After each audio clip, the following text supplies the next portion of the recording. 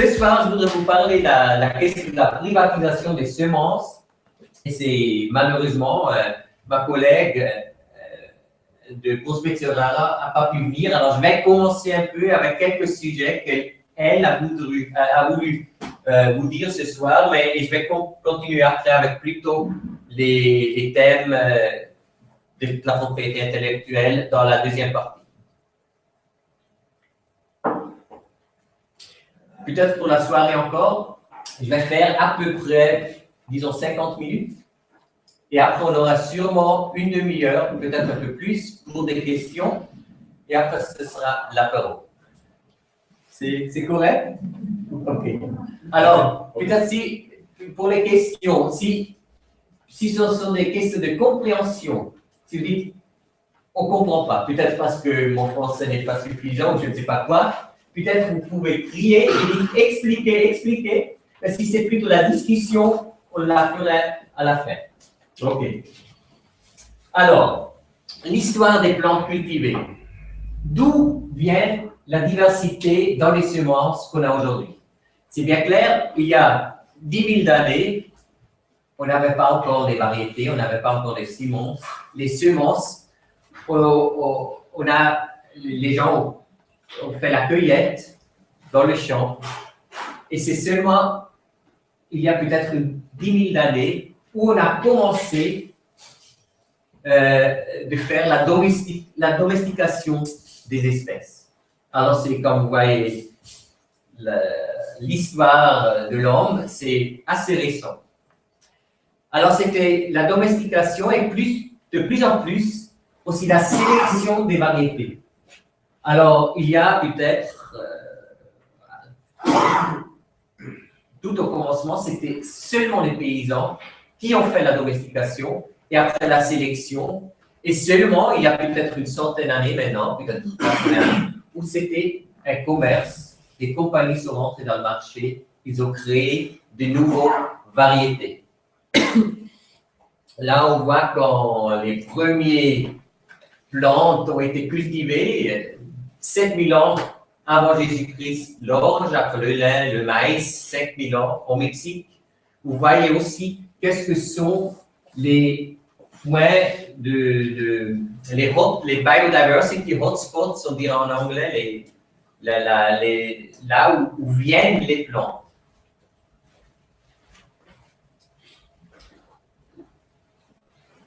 Peut-être encore ici, ce qui n'est pas mentionné ici, pour moi, c'est la chose presque la plus intéressante, c'est qu'est-ce qui s'est passé avec, en allemand, on dit l'échange colombien, der kolumbische Austausch. Quand Christophe Colomb a découvert l'Amérique, qu'est-ce que s'est passé là? Et pour notre nourriture, c'était une révolution. Parce qu'on savait, à cet âge, il y avait la faim en Europe. Et c'est vraiment avec la pomme de terre qui est venue de l'Amérique latine, avec Christophe Colomb, où l'agriculture européenne s'est changée fondamentalement. Et intéressant, là, il y a aussi un lien très important avec la biodiversité. Parce que vous savez bien, à peu près dans le 18e siècle, on avait la grande faim en Europe, en Irlande. Et c'était parce qu'on avait, vous dites en français la peste des pommes de terre? En allemand, c'est Phytophthora infestans, ça s'appelle.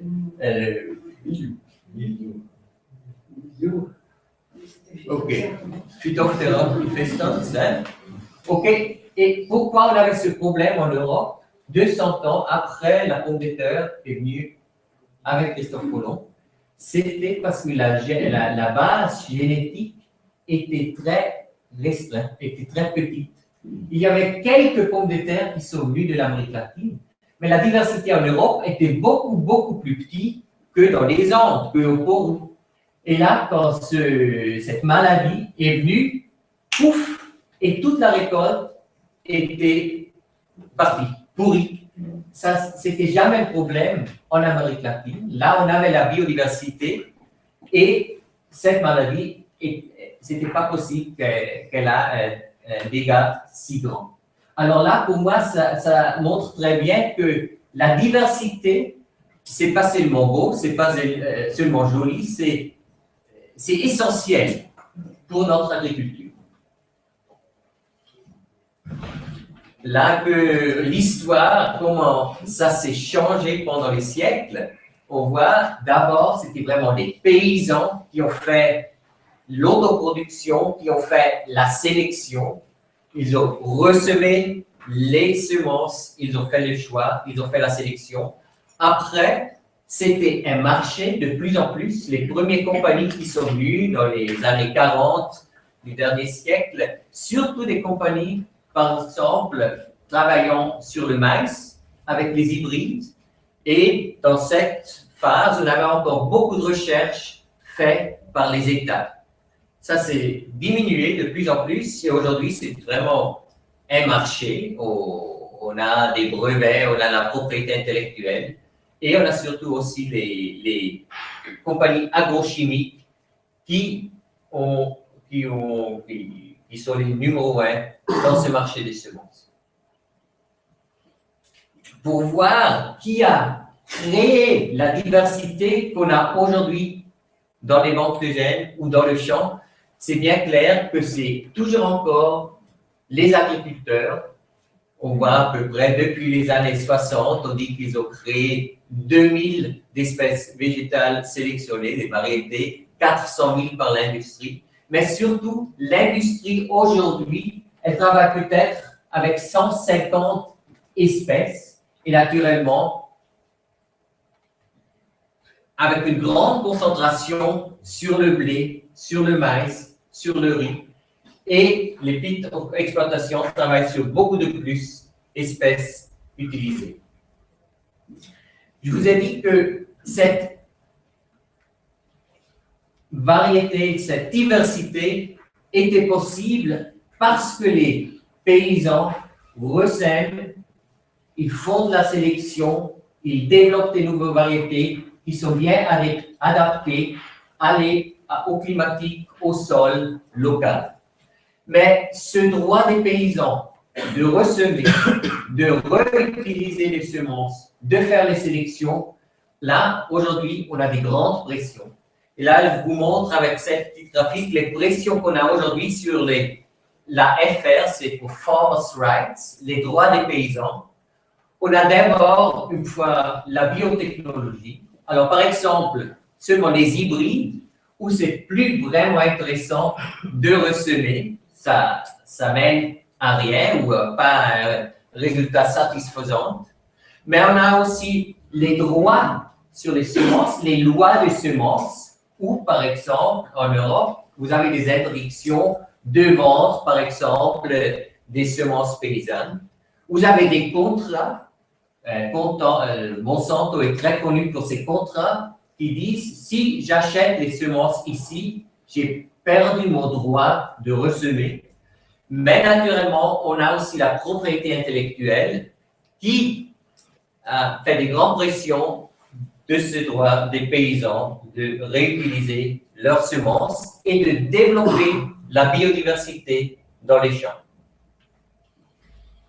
Qu'est-ce que c'est ça? Ça, je ne connais pas. Ah, ok, ça va bien. Alors, encore une fois, pourquoi c'est important de sauvegarder la biodiversité?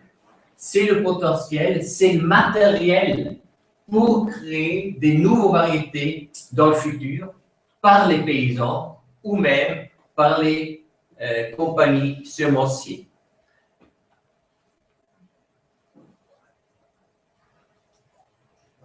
Et je crois que c'est bien correct qu'on dit celui qui détient les semences, qui les contrôle, détient la clé de la sécurité alimentaire et donc celle de la survie de l'humanité.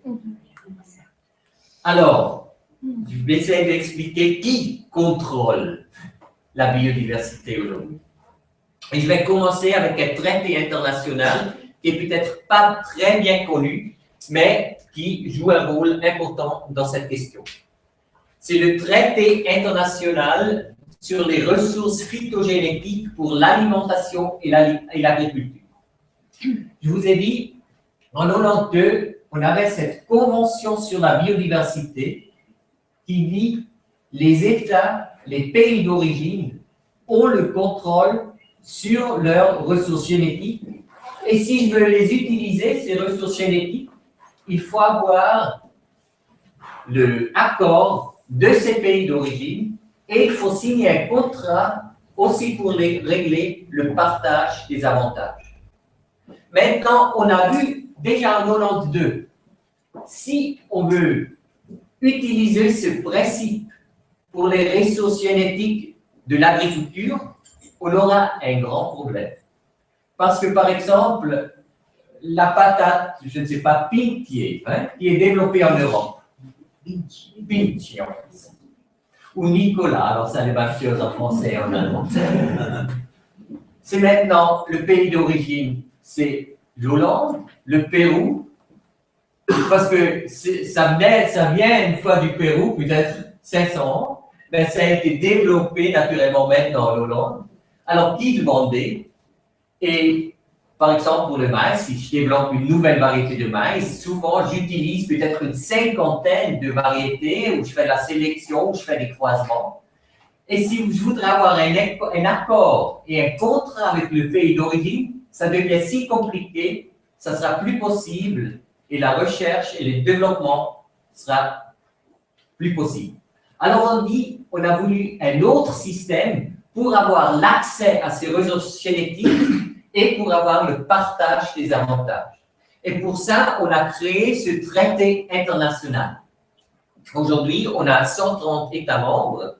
Comme avec beaucoup d'autres traités, les États-Unis ne font pas partie. C'est la même chose avec la Convention. Avec la Convention sur la biodiversité, c'est encore extrême. On a 2 pays qui ne sont pas membres aujourd'hui, ou 3.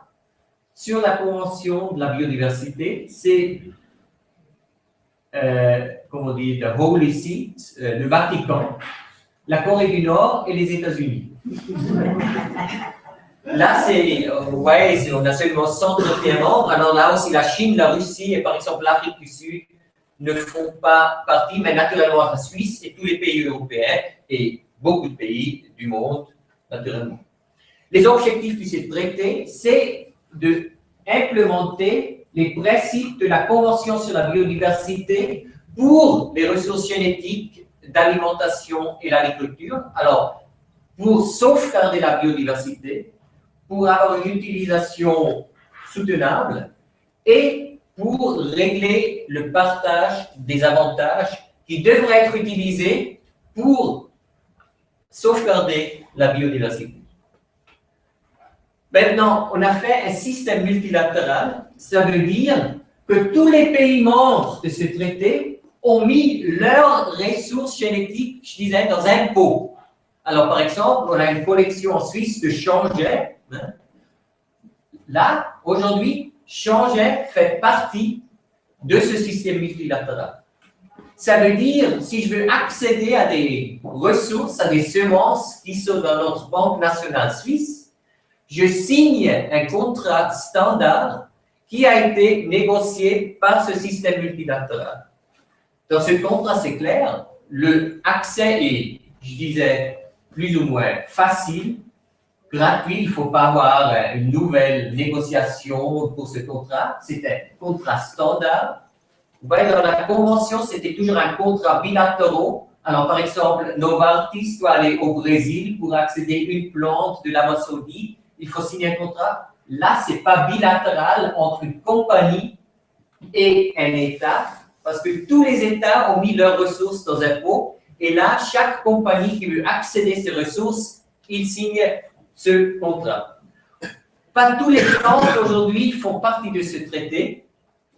Par exemple, le soja ne fait pas partie. Et là, j'étais dans les négociations il y a une quinzaine d'années. La Chine s'est élevée et a dit non, on voudrait avoir un système sous la Convention de la biodiversité pour accéder à nos ressources de soja. La Chine, c'est le centre de diversité du soja parce que c'est le pays d'origine. Et pour ça, la Chine a dit non, que le soja rentre dans ce système multilatéral parce qu'ils veulent toujours encore avoir des négociations bilatérales. Alors si, par exemple, Monsanto veut accéder des ressources en Chine, ils doivent négocier avec l'État chinois. Mais les autres grandes banques font partie, surtout aussi les grandes banques du CCIR, alors les grandes banques de gènes, du riz, des Philippines, du IRI, du CIMIX, du maïs, du Mexique, ça fait partie de ce système multilatéral. Le grand problème qu'on a aujourd'hui, c'est que ça fonctionne pas. Ça veut dire, un but de ce système multilatéral, c'était qu'on a un partage des avantages. Alors que si Syngenta utilise des semences qui ont été créées par des paysans il y a une centaine d'années ou 200 ans, qu'ils donnent quelque chose en retour de l'argent et qu'ils financent la sauvegarde dans le long terme. Jusqu'ici, après 10 ans, aucun centime est rentré dans ce fonds de partage des avantages. Comme réaction sur ça, beaucoup d'États, par exemple le Brésil, l'Inde, les États africains, ont dit « Mais si le partage des avantages ne fonctionne pas, si les utilisateurs ne payent rien pour la sauvegarde, surtout pour les paysans dans le tiers-monde qui ont créé cette biodiversité, alors si ça ne marche pas, nos collections en Inde, au Brésil, en Chine, on ne les donne pas au système multilatéral. Parce que si je les donne au système multilatéral, l'accès est après gratuit, mais alors ils ont dit, alors ça veut dire, ça, le partage des avantages ne marche pas. Pour ça, beaucoup de pays n'ont pas notifié leur collection. On a un petit problème. Pour ça, dans ce moment, on est en train de renégocier ce système multilatéral, de voir comment vraiment les utilisateurs peuvent payer et que l'accès reste plus ou moins libre pour tout le monde. Je suis inclus dans ces négociations. On aura une prochaine ronde de négociations à Genève en décembre. C'est un petit groupe qui est en train de regarder qu'est-ce que c'est possible.